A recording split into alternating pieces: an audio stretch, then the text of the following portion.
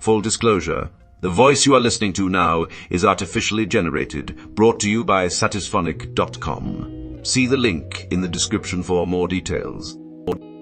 What's one product from your home country that you're surprised hasn't become more popular worldwide? Finland, dish drying cabinet.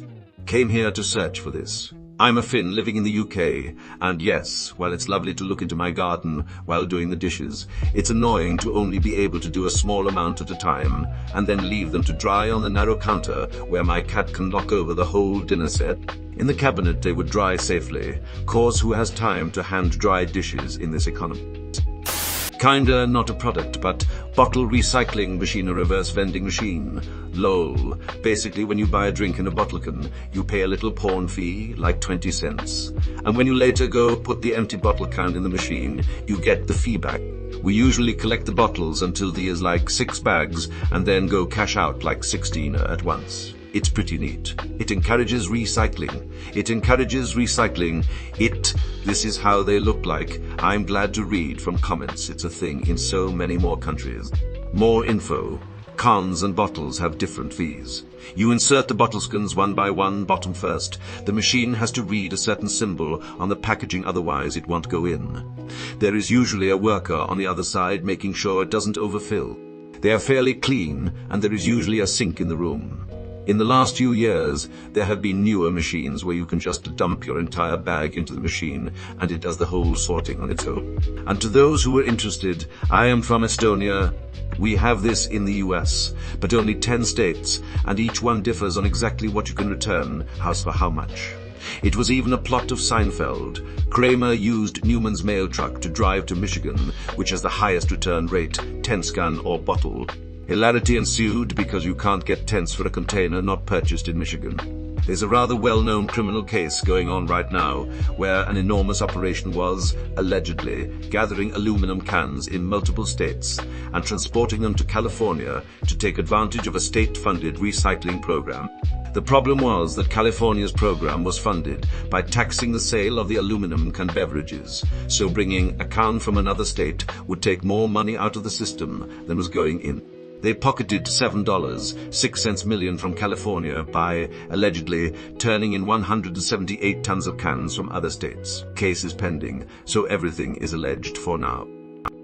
Toilets with pedals instead of levers, so you don't have to touch anything with your hands. Edit. I woke up and had 54 new reply. I've always thought sinks should have pedals. That way you don't touch the faucet handle with your dirty hands. It was a thing, especially at restaurants, public places, etc. These days, however, it's all sensors. The number of people that don't flush at all in public restrooms is why you need sensors. In New Zealand, we have a thing called ACE, Accident Compensation Corporation, which is a public body that pays for hospital care, physiotherapy, etc. if you get injured. It is also written into our law that you can't sue someone if you get injured. The effect of this is that people get quicker and better quality care, and the focus is on recovery. You don't have to sue someone for minor accidents that lead to disproportionate injuries, e.g. tripping on a public footpath and breaking your leg. People don't get injured, then try to profit from it. By suing for stupid amounts of money, we don't have predatory lawyers trying to make money out of injuries. And none of those were you injured, and it wasn't your fault, adverts everywhere, etc. I don't know all of the figures, but my gut feeling is that this is a more efficient and better quality system than what many other countries have. Italy, Tapparella. They're essentially roll-up plastic blinds for the windows, but instead of simply being curtains, they're actually inserted in a crease in the wall so that no light can pass through when they're down. You can actually easily recognize an Italian home interior if you see a window with a flat vertical rope on one side and a big boxy thing at the top. How well do they work? When all Tapparella down, the house is dark. Complete, utter darkness.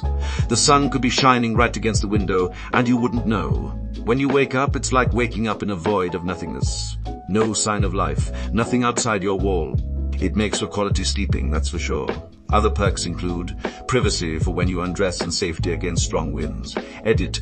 Tapparella fixing tutorial with example. At one point, the Tapparella is completely down, and you can see how no light passes through from outside. We have them in Germany, except they are made of metal. They are called Rollersrollerdijk. Backvierzen. Bikes with a kind of wheelbarrow front for carrying kids or groceries. I've seen a few Backfietsen in the States lately, which is cool. But without dedicated bike lanes, I would guess carrying kids in them would be a terrible idea. I live in Canada, and we have these. They are called European roll shutters.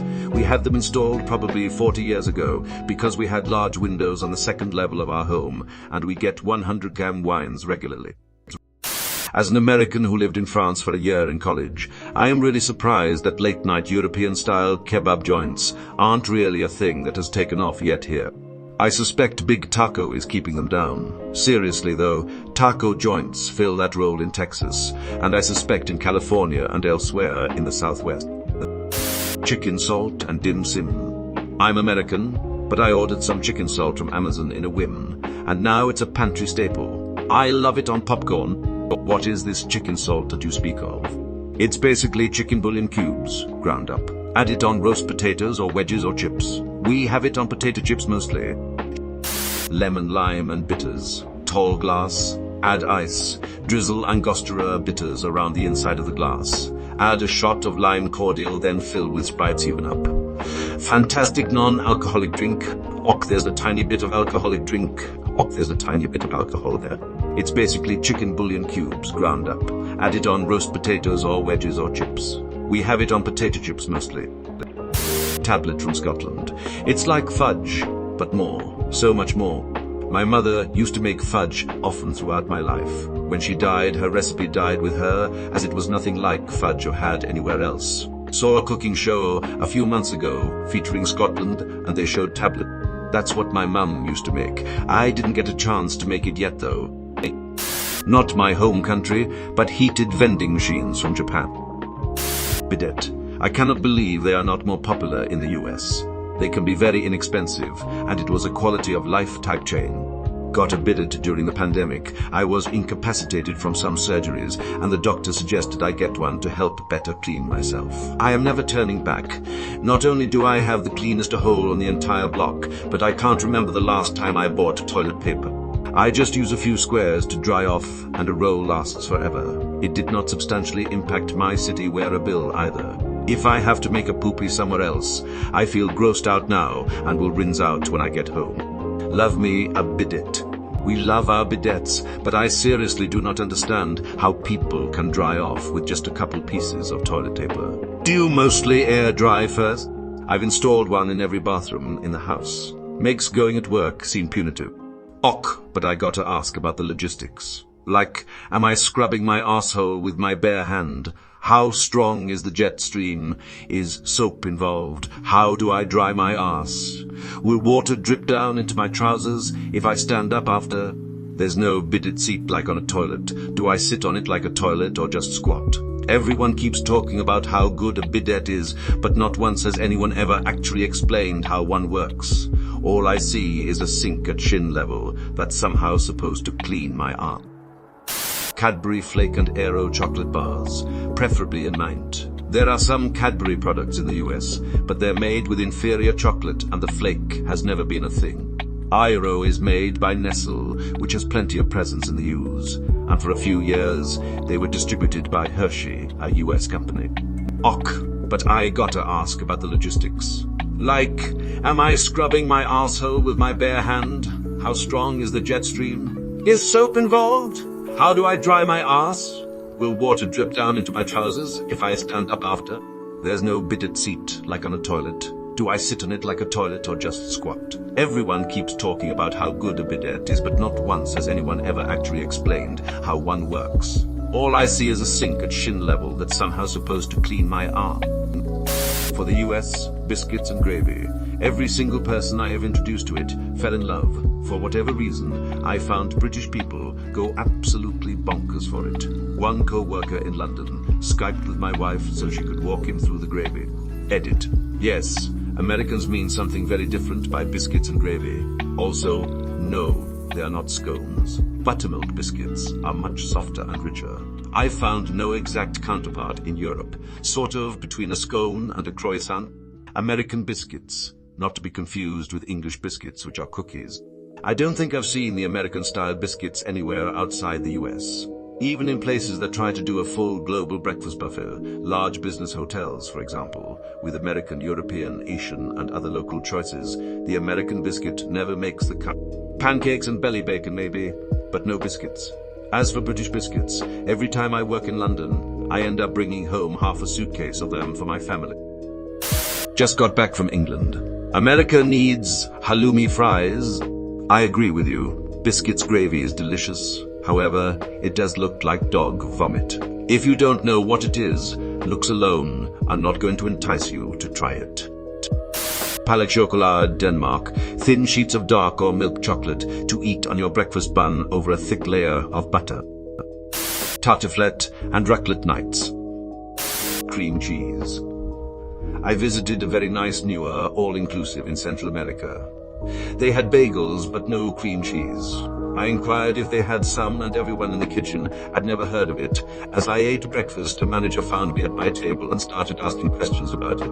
I told him it wasn't a big deal, but he had to know so that they could have it for future guests. I wish I was there to see them taste it.